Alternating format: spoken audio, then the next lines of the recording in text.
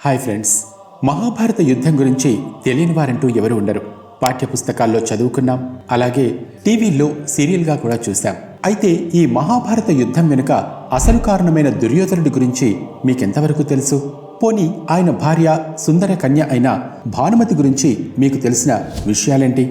అయితే మహాభారత కాల సమయంలో ఈ భూమి మీద అత్యంత అందమైన సుందరమైన రూపవతి గుణవతిగా పేరున్న భానుమతి అనే కన్య దుర్యోధనుణ్ణి ఎలా వివాహం చేసుకున్నారో తెలుసా?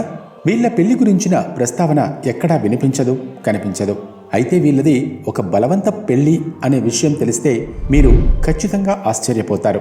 అసలు ఈ బలవంత పెళ్లి ఎలా జరిగింది, దుర్యోధనుడి మరణం తర్వాత భానుమతికి ఏమైంది వంటి వివరాల గురించి ఈరోజు ఈ వీడియోలో తెలుసుకుందాం. మహాభారత యుద్ధం గురించిన టాపిక్ వస్తే గనక కొన్ని శక్తివంతమైన పేర్లు మాత్రమే ఎక్కువగా వినిపిస్తాయి. వారిలో దుర్యోధనుడు ముఖ్యమైనవాడు కాబట్టి ఆయన పేరే మొదటగా వినిపిస్తుంది, కనిపిస్తుంది. ఎందుకంటే దుర్యోధనుడి అసూయ కారణంగానే కురుక్షేత్రంలో మహాభారత యుద్ధం జరిగింది. మహాభారతంలో కౌరవులు పాండవులే కాకుండా చాలా పాత్రలను ప్రపంచం ఇప్పటికీ తలుచుకుంటూ ఉంటుంది. అలాంటి ప్రముఖ పేర్లలో దుర్యోధనుడితో పాటు ఆయన భార్య భానుమతి పేరు కూడా వినిపిస్తుంది. భానుమతి గురించిన వివరాలు ప్రపంచంలో చాలా కొద్ది మందికే తెలుసు. భానుమతి మరెవరో కాదు, కాంభోజరాజు చంద్రవర్మ కుమార్తె. ఆమె అప్పట్లో ఎన్నో కళల్లో సిద్ధహస్తురాలిగా పేరు తెచ్చుకుంది. ఆమె చూడటానికి ఎంత అందంగా ఆకర్షణీయంగా ఉంటుందో అంతే తెలివైంది కూడా. అంటే ఇప్పటి పరిభాషలో చెప్పాలంటే సింపుల్గా బ్యూటీ విత్ బ్రెయిన్ అన్నమాట. అయితే ఆమె అందం ఏపాటిది అంటే ప్రపంచమంతా చర్చించుకునేంత అందాల రాశి. అయితే అందం విషయానికి వస్తే ఏ యుగంలో అయినా స్త్రీల మధ్య పోటీ ఉంటూనే ఉంటుంది. ఇక్కడ అందం విషయంలో ద్రౌపది తర్వాత పేరు భానుమతే. అలా భానుమతి పెరిగి పెళ్లిడికొచ్చాక కాంభోజరాజు చంద్రవర్మ కూతురు కోసం స్వయంవరం ప్రకటిస్తాడు. ఈ స్వయంవరానికి దూర ప్రాంతాల నుంచి రాజులు, చక్రవర్తులు, ధీమంతులు హాజరయ్యారు. శిశుపాలుడు, జరాసంధుడు, రుక్మి, వక్రుడు, దుర్యోధనుడు, కర్ణుడు కూడా పాల్గొన్నారు. భానుమతిని పెళ్లాడాలని, ఆమెను భార్యగా చేసుకోవాలని అందరూ కలలు కన్నారు. తన అందంతో అందరి మనసులు గెలుచుకున్న భానుమతి తన చెలికత్తెలతో కలిసి సభలోకి వస్తుంది. ఇక చెలికత్తెలు ఒక్కో రాజకుమారుడి గురించి చెప్తూ ఉంటారు. అప్పుడు ఆమె కర్ణుడి గురించి తెలుసుకుని అతని మీద ప్రేమ పెంచుకుంటుంది. ఎలాగైనా అతన్నే పెళ్లి చేసుకుంటానని వాళ్లకు చెప్తుంది. చేతిలో వరమాల పట్టుకుని కర్ణుడి కోసం వెతుకుతూ దుర్యోధనుడిని చూసి చూడనట్టు దాటుకుని ముందుకు సాగిపోతుంది. దాంతో అసలే తాను అందగాడు అన్న అహంకారం భానుమతి చర్యతో దుర్యోధనుడి అహం దెబ్బతినేలా చేస్తుంది. ఆమెను ఆ సభలో చూసి చూడగానే మనసు పారేసుకునేసరికి ఆ అవమానాన్ని భరించలేక భానుమతి చేతిలోని వరమాలను బలవంతంగా తన మెడలో వేసేలా చేసుకుంటాడు దుర్యోధనుడు. ఈ చర్యను స్వయంవరానికి వచ్చిన ఇతర దేశాల రాజులు, సభికులు వ్యతిరేకించడం ప్రారంభిస్తారు. ఆ తర్వాత దుర్యోధనుడు వాళ్లందరికీ ఒక సవాల్ విసురుతాడు. యుద్ధంలో ఎవరైనా తన స్నేహితుడు కర్ణుడిని ఓడిస్తే భానుమతిని వదిలేస్తాను అని అంటాడు. అలా గనక ఓడించకపోతే ఆమెను పెళ్లి చేసుకుని హస్తినకు తీసుకెళ్తానని చెప్తాడు. కర్ణుడు, దుర్యోధనుడి స్నేహం అజరామరం. ఫ్రెండ్స్ అంటే అలా ఉండాలి అన్నట్టుగా ఉంటారు. ఇక తనకు ఎదురొచ్చిన ప్రతి ఒక్కరిని హతమార్చాడు కర్ణుడు. చివరకు జరాసంధుడికి కర్ణుడికి మధ్య చాలా కాలం పాటు యుద్ధం జరిగింది. కానీ చివరికి కర్ణుడు జరాసంధుడిని కూడా ఓడించాడు. ఇలా ఎదురైన యోధులందరినీ ఓడించిన ఆనందంలో దుర్యోధనుడు తన స్నేహితుడు కర్ణుడికి మాలిని రాజ్యాన్ని బహుమతిగా రాసిచ్చేశాడు. ఇప్పుడు దుర్యోధనుడిని ఎదిరించే వారెవరూ లేరు. అలా ఆ బలవంతపు స్వయంవరం కారణంగా దుర్యోధనుడు భానుమతిని వివాహం చేసుకున్నాడు. కానీ భానుమతికి మాత్రం అది అస్సలు ఇష్టం లేని పని. దాన్ని పెళ్లి అని కూడా ఆమె అస్సలు అనుకోలేకపోయింది. అలా భానుమతితో కలిసి దుర్యోధనుడు హస్తినాపురానికి వచ్చాడు. దుర్యోధనుడి చర్యలకు రాజు చంద్రవర్మ చాలా బాధపడ్డాడు. ఈ సంఘటనతో భానుమతి కూడా చాలా బాధపడింది.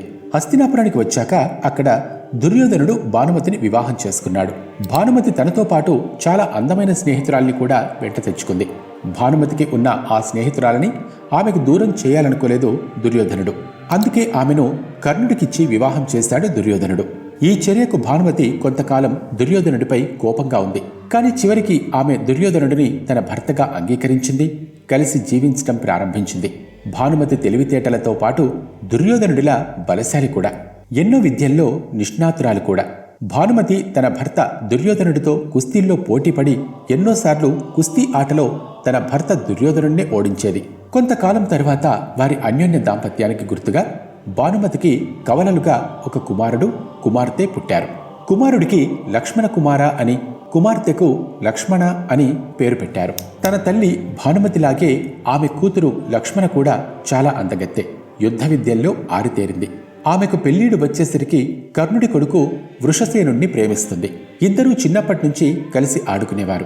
మామూలుగా అయితే వృషసేనుడి మెడలో ఆమె హారం వేయాలి. కానీ ఇక్కడే ఆమె కథ మారిపోతుంది. కృష్ణుడి కొడుకు సాంబుడు ఆమె మీద కన్నేసి బలరామకృష్ణులకు తెలియకుండా స్వయంవరానికి వెళ్లి లక్ష్మణును ఎత్తుకుపోతుండగా అతన్ని పట్టుకుని కారాగారంలో వేస్తారు. సాంబుడి విషయం తెలిసిన బలరాముడు కోపోద్రిక్తుడై హస్తినపై దాడికి వెళ్తాడు. అయితే ఇక్కడ దుర్యోధనుడు బలరాముడితో యుద్ధం కోరుకోలేదు.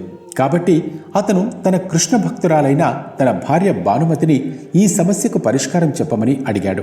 ఇక తెలివిగల భానుమతి బలరాముడితో మాట్లాడి లక్ష్మణుని సాంబుడికి ఇచ్చి పెళ్లి చేస్తుంది.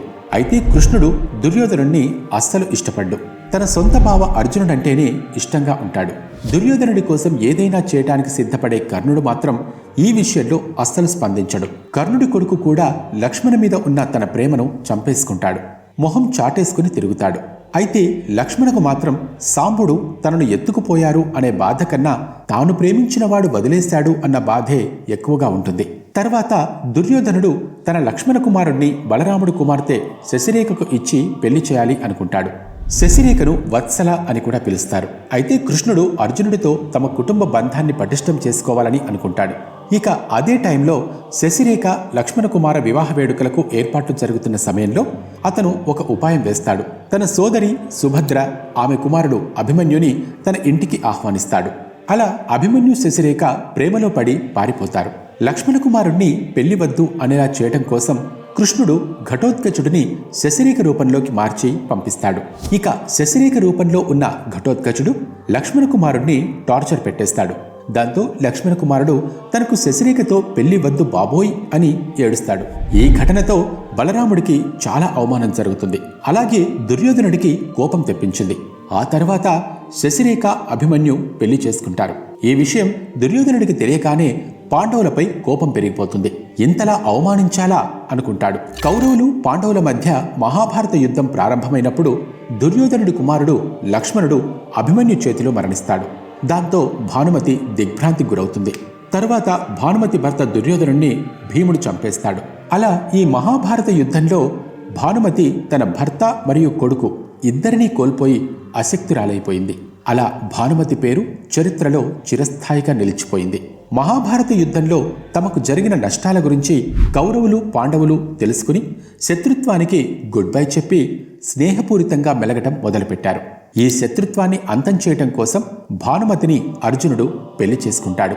అర్జునుడు మరియు భానుమతి వివాహంతో కౌరవులు పాండవుల మధ్య శత్రుత్వం ముగిసింది. అర్జునుడు భానుమతి వివాహం గురించి ఇండోనేషియా మహాభారతంలో ప్రస్తావన కనిపిస్తుంది. మరి చూసారా భానుమతి సృష్టించిన మహాభారత చరిత్ర? ఈ వీడియో మీకు ఎలా అనిపించిందో కామెంట్ సెక్షన్లో చెప్పండి. ఈ వీడియో మీకు నచ్చినట్లయితే లైక్ చేయండి, షేర్ చేయండి. మరో ఇంట్రెస్టింగ్ వీడియోతో మళ్ళీ కలుద్దాం. Thanks for watching.